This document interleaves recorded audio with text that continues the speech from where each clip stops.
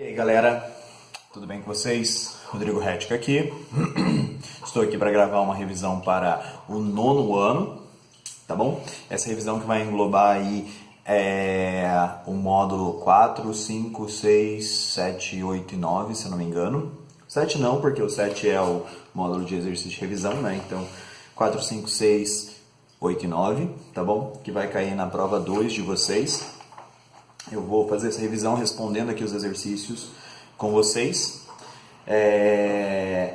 Tô aqui de manhã, né, na preguiça de domingo, tomando café ainda.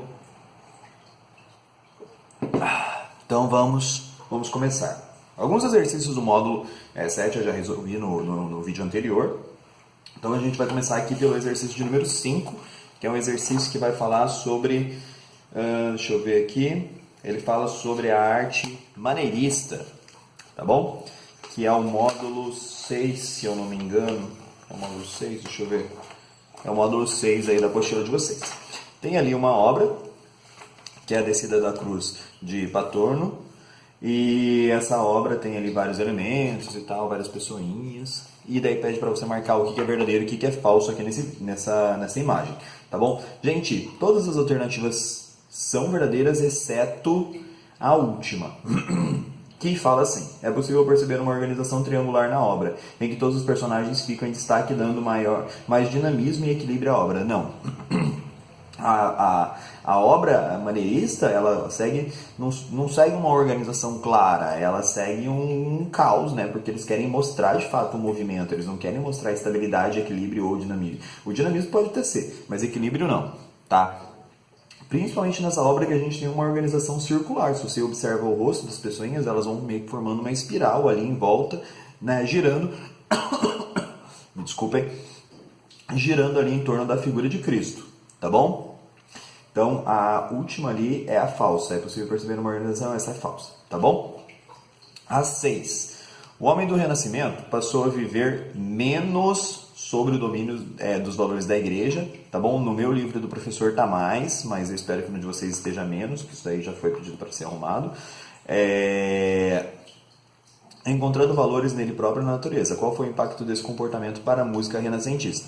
Gente, durante o Renascimento a gente começa a ter uma certa liberdade criativa dos artistas e eles vão começar a fazer músicas que não são só restritas ao mundo da igreja. Vão começar a aparecer músicas que são chamadas músicas profanas, que são as músicas praticadas fora da igreja. Isso inclusive vai influenciar muito o desenvolvimento da música, vai começar a influenciar muito o pensamento das pessoas sobre o papel da arte, sobre o valor da arte de um modo geral, tá bom? Então, como que isso vai influenciar? Vai influenciar muito o desenvolvimento de músicas profanas que acontecem fora dos domínios da igreja.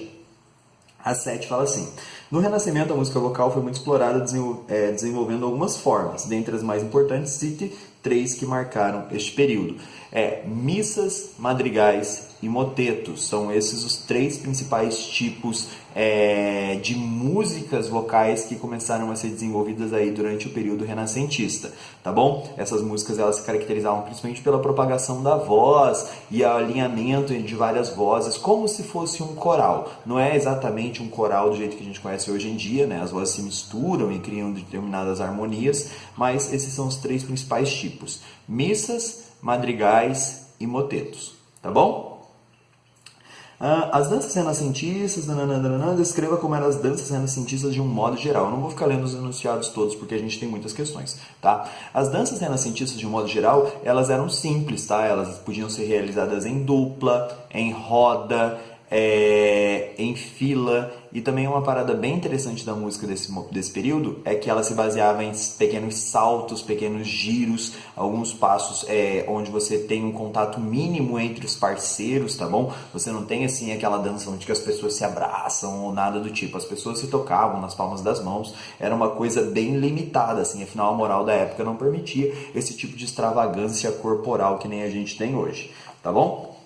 Era uma coisa muito mais púdica, digamos assim. A 9 já está respondida. A 10. Quais as principais características da Commedia dell'arte? Gente, Commedia dell'arte é aquele teatro que se desenvolve principalmente lá na região da Itália. E as principais características dele é que ele não tem um palco fixo, né? Ele é um teatro itinerante. Você tem personagens fixos, né? Atores que sempre fazem o mesmo personagem. Você tem ali roteiros que não são fixos, roteiros que não são previamente escritos. Você tem uma ideia central na história e essa história é desenvolvida mais na improvisação, tá bom? Os figurinos dos personagens são extremamente coloridos, eles usam máscaras, você tem mulheres ali atuando também, tá? Essas são todas características que marcam ali a comédia dell'arte. E agora a gente vai para o teatro elisabetano. Olha só, a 11 fala qual o autor mais importante do teatro elisabetano. O teatro elisabetano é representado principalmente por William Shakespeare, né? Famoso William Shakespeare.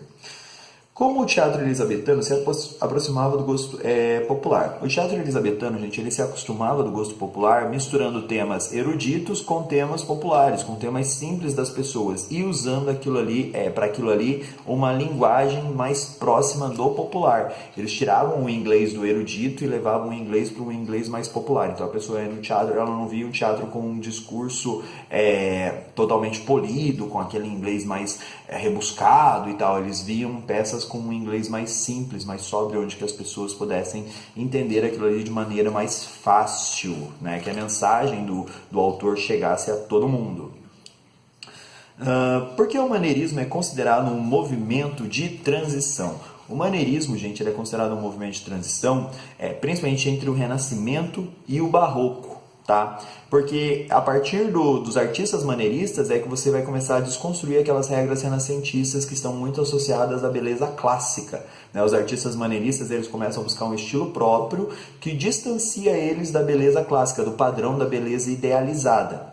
Tá bom? E ele começa a se aproximar do barroco porque esses artistas começam a fazer experimentações com sentimento, com emoção, com movimento.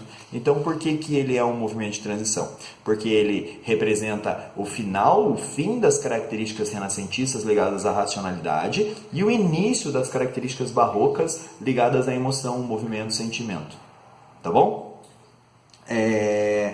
Quais as principais características da arquitetura maneirista? Gente, a arquitetura maneirista ela é extremamente decorada. Os prédios eles não são tão altos, mas eles são extremamente compridos. Tem muitas janelas para iluminar aquela decoração interior. Então você tem móveis extremamente decorados com entalhes e tudo mais. Pintados em dourado. Então a quantidade exagerada de janelas ajuda a iluminar os interiores.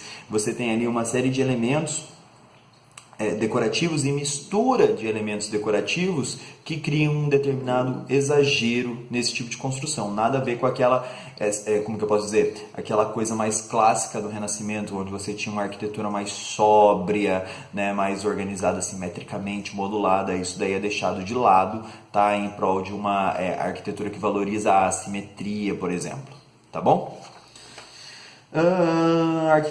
Essa daqui a gente já respondeu também, tá? Eu terminei aqui agora de responder o módulo 7, eu estou indo para o módulo 15, que tem algumas questões de revisão também, tá?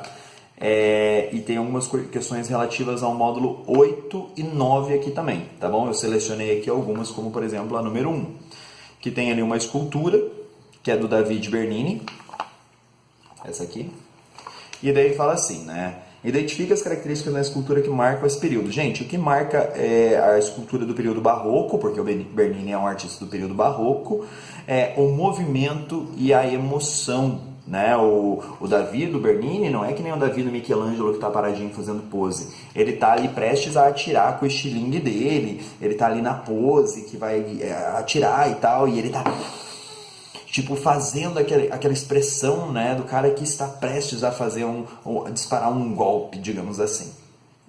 A 3, né, tem uma obra ali do Caravaggio